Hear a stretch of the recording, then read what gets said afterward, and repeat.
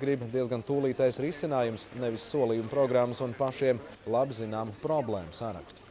Bet kopumā Latgale, kur tik labprāt mēs saucam par zilo ezeru zemi, vairāk atgādina bēdu jūru. Cilvēku novecošanās, jauniešu aizbraukšana ar to saistītā lauku fiziski iztukšošanās šo reģionu ir skārusi visvairāk. Latgalē tostarp ir vismazākais jaundibinātu uzņēmumu skaits un droši vien arī tāpēc hroniski vislielākais bezdarbs. Bet vai tam ir kādi īpaši iemesli, ja pat pēc neatkarības atgūšanas situācija gadu desmitu laikā tā arī nav būtiski mainījusies? Ivo Jurkāns šonadēļ devās uz Latvijas austrumiem, lai saprastu, kāpēc Latgale tā arī nav spējusi atbrīvoties no patiešām dziļas sociālas un ekonomiskas depresijas. Un vai kādam vispār rūp tas, kas tēlēni sakot notiek aiz pļaviņām? Un ja rūp, vai ir skatījums, kā risināt tik daudzas problēmas reizē? Jo tālāk no jūras, jo vēsāk. Rīts Latgalē nāk ar dažiem grādiem zemāku temperatūru nekā vidēji valstī. Dzīvē šis princips attiecināms ne tikai uz laikapstākļiem. Tērpusies siltā kažokā, kā ik rītu, Latgales pētniecības institūta durvis ver Genoveva Barkovska, pēc izglītības vēstures doktora. Institūta telpās var atrast visdažādākās reģionam veltītās grāmatas un periodiku. Stereotips par Latgali kā depresīvāko valsts reģionu vietējiem jau brīžiem kļuvis kā par tādu kārmu, no kuras gribas atgaiņāties. Taču vēsturiski tā patiešām ir. Pirmkārt, Latgale nebija Latvijā kādu laiku, viņa bija 10 gadus Polijas varā, tikpat daudz Krievijas varā. Otrkārt, vidzemē, kurzemē bija citādi apstākļi, arī vēsturiskie. Taču dzimbušana tika atcelta gadsimta sākumā, gan vidzemē un kurzemē 1807. un 9. gadā. Bet Latgalē tikai 1861. gadā, tā ka tur nekāda tirdzniecība, nekāda ekonomika nevarēja notikt. Arī mūsdienās situācija ir kaut kur līdzīga. Barkovska atceras, ka padomju laikos finanšu un infrastruktūras investīcijas beigušās tāp pļaviņām, latgaliešiem liekot tās izsist, izmantojot pazīšanos. Arī neatkarīgajā Latvijā attieksme, kuru neviens nespēja izskaidrot, ir kaut kur līdzīga un ar likumsakarīgām sekām. Viena Latgales iedzīvotāja pienesums ekonomikai ir aptuveni pusi no vidējā rādītāja valstī. Salīdzinot ar Rīgu, starpība ir vēl lielāka, tikai trešdaļa. Lielā mērā šos datus ietekmē bezdarbs. Pēdējos 10 gadus Latgale ir stabils negatīvā topa līderis. Bez ienākumiem algotā darbā esošo cilvēku skaits gadu no gada 2 vai pat 3 reizes pārsniedz citus valsts reģionus. Ja jau tagad rīcības komiteja ir izveidota Latvijā, izveidota kaut kāda, vajag tagad kaut ko darīt, tauta ko prasa. Tagad pasākumus, nepopulārus, bet tagad pasākumus. Ot valdība būtu ļoti ātri tagad jāpārorientējas, jāpārstruktūrējas un kaut ko konkrētu jādara tulītās. Lai tie visi plāni paliek nākotnē, viņi labi, viņi būs, viņi spēlēs tālāk, bet šodien, ko mēs darīsim? Ot, tas ir traks, grūts jautājums, tas ir gandrīz cilpa kaklā. Es sev esmu formulējis skaidri un gaiši. Es savu nākotni un tagadni saistu tik vienīgi ar Latgali. Daugavpils universitātes students Arvis Soldāns ir viens no tiem, kas nevēlas atražot mītu par Latgales bezcerību. Es uzskatu, ka tā lielākā problēma cilvēkiem galvā.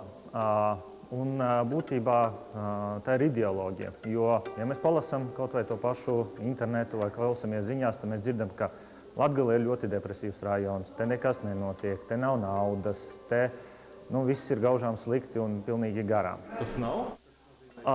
Līdz ar to no tā izriet sekas, ka cilvēki arī sāk domāt, ka man te darīt nav ko, jābrauc meklēt laimi citās vietās. Taču arī Ārvis piekrīt, ka badā mērdētam organismam, ja to vēlas atgriezt dzīvē, ir nepieciešami vitamīni un kādu laiku saudzējošs režīms. Ja es vēlos kaut ko ražot, man tas paliek gaužām neizdevīgi viena iemesla dēļ. Ja es kaut ko saražoju, man viņš ir jātransportē uz to vietu, kurā ir vairāk cilvēku, kurā es vairāk viņu varu pārdot. Mums tāda vieta, pieņemsim, ir Rīga. Līdz ar to daudz uzņēmēji izvēlas to, ka es ražošu tuvāk tai vietai, kur es varu šo preci notirgot, līdz ar to man viņa ir lētāka pašizmaksa būs. Ja mums būtu sakārtot kaut vai tā paša infrastruktūra ceļi, ka es to preci varu ātrāk, izdevīgāk nogādāt, vai būtu, teiksim, kādi uzņēmējiem papildus bonusi nodokļiem, lai man būtu šo uzņēmumu izdevīgi šeit uzturēt un būt Latgalē, nevis tur, kur ir visi, tad tā problēma atrisinātos. Līdz ar to automātiski parādītos tās pašas darba vietas, vērtos jaunas ražotnes vaļā un cilvēkiem parādītos stimuls darīt kaut ko šeit, nevis meklēt vieglāko variantu, braukt uz Rīgu, tur, kur ir viss kārtībā. Kamēr Arvis studē, doma par uzņēmējdarbību viņam tikai briest. Līdz ar to idejas, kam jābūt Latgales glābšanas plāna paketē, ir globālākas. Savukārt tie, kas savu biznesu jau nodibinājuši, runā pavisam konkrētas lietas. Aglonā, kuru ik gadu vasarā apmeklē tūkstošiem katoļticīgo, darbojas maizes ceptuve. Tās meistari lepojas, ka cep maize pēc vietējām tradīcijām – roku darbs. Saimniece Vija Ancāne. Tieši šodien viņai pasniegts diploms. Vajadzētu lepoties, viņa to dara, taču spiesta atzīt vēl nesen man bija 3 uzņēmumi, nu tikai 2. Viņas recepte izdzīvošanai liekas vienkāršāk par vienkāršu. Nerakstiet mistiskas stratēģijas, ieklausieties katra individuāla uzņēmēja problēmā.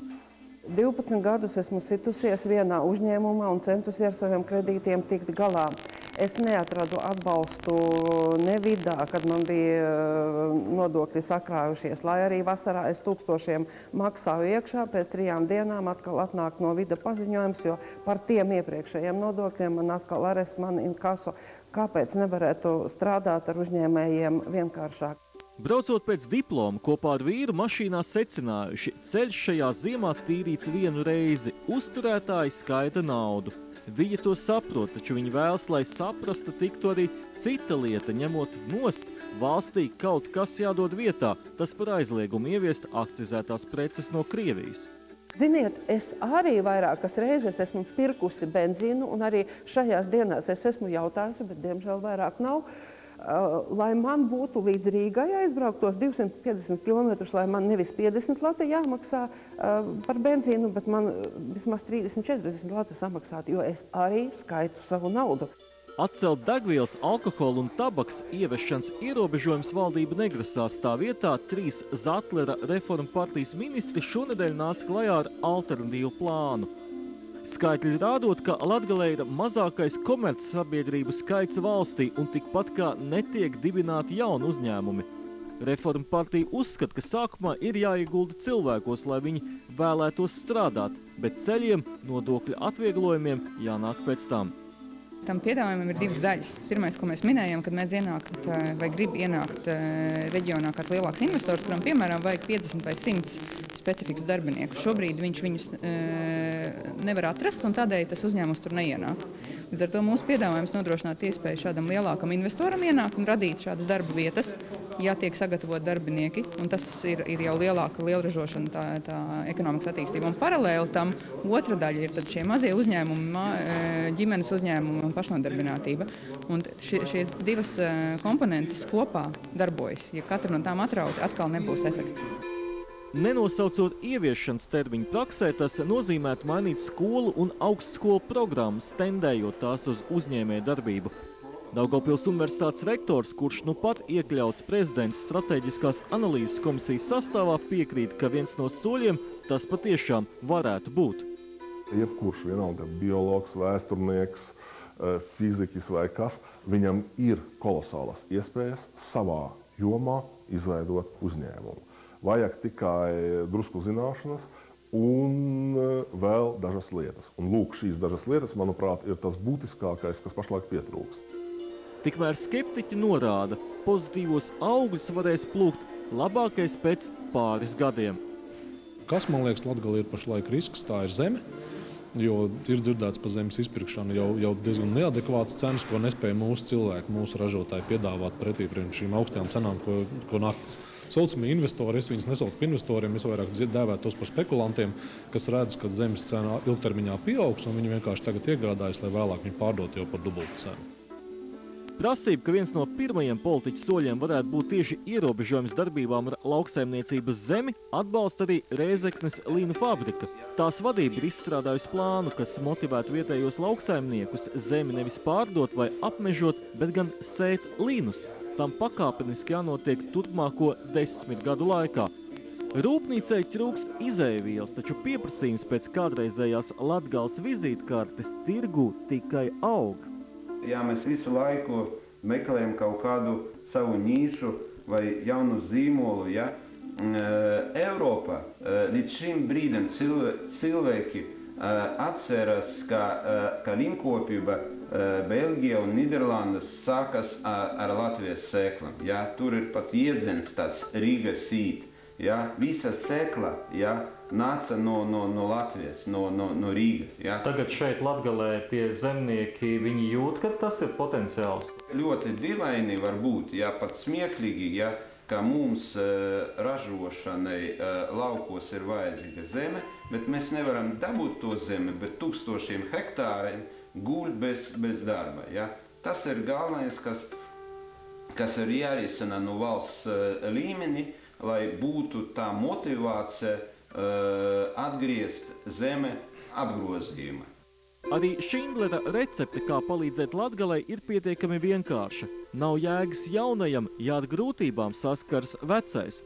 Taču teikt, ka nu pat prezentētais zatleriešu plāns ir tukšs, arī nevar. Tas vienkārši nepiedāvā tūlītējs un izmērāmas risinājumus. Izdošanās atkarīga no autoru vēlmes visu novest līdz galam. Atjaunotās Latvijas vēstures sniedzas 20 gadu garumā, un Latgales iedzīvotājiem, kuri dzirdējuši nevienu solījumu un piedāvājumu, ir pamats neticībai. Kur garantija, ka šoreiz tiešām kaut kas mainīsies?